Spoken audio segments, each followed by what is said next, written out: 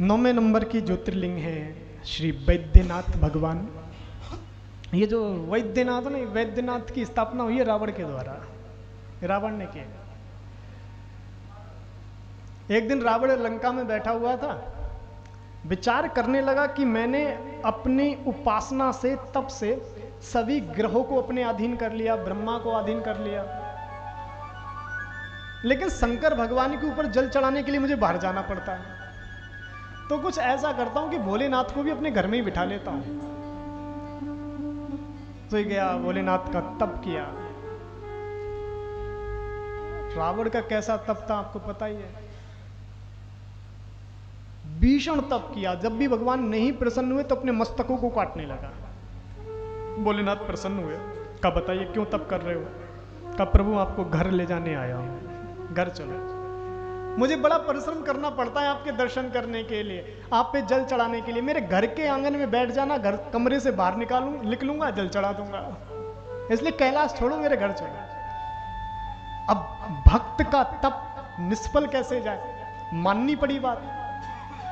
भोलेनाथ शिवलिंग के रूप में प्रकट हुए और कहा देखो तुम्हारे साथ चलता रहा हूं, शर्त यह है कि अगर आपने कहीं भी अपनी लंका से पहले मुझे जमीन से स्पर्श करा दिया, फिर मैं वहीं स्थापित हो जाऊंगा, फिर मुझे कोई नहीं हिला सकता। कहा ठीक है प्रभु, मुझे स्वीकार है, मैं रुकूंगा ही नहीं कहीं, सीधे लंका में जाके ही रुकूंगा। श्री रावण ने हाथ में शिवलिंग ली, भोलेनाथ मन ही मन विष्णु भगवान से कह रहे हैं मायापति माया दिखाओ। ये माया दिखाने का काम आपका ही है। अगर ये रावण मुझे अपनी लंका में ले गया, दरवाजे के बाहर नहीं जाने देगा, वहीं बिठा करके रखेगा, मैं किसी भक्त का कल्याण नहीं कर पाऊंगा। नारायण कुछ करो।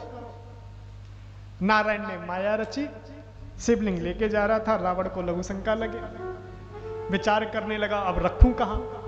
उसी समय गाय चराते हुए बालक के रूप में नारायण दिख गए।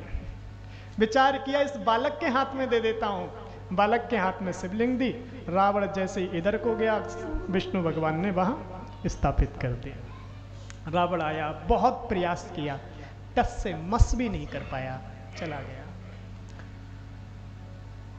सभी देवता विद्यमान हुए और कहा, देवता प्रकट हुए, पूजा अर्चना करी उस शिवलिंग की और कहा प्रभु आप इस शिवलिंग में हमेशा भक्तों को कृतार्थ करने के लिए विराजमान हुई है। तो वैद्यनाथ की स्थापना हुई। बोल वैद्यनाथ भगवान की जय। सभी ज्योतिर्लिंगों में सबसे ज्यादा कावड़ वैद्यनाथ में ही चढ़ते हैं और कहते हैं सबसे पहली कावड़ भी रावण ने चढ़ाई थी, सबसे पहली कावड़। उसके बाद परशुराम जी ने चढ़ाई है,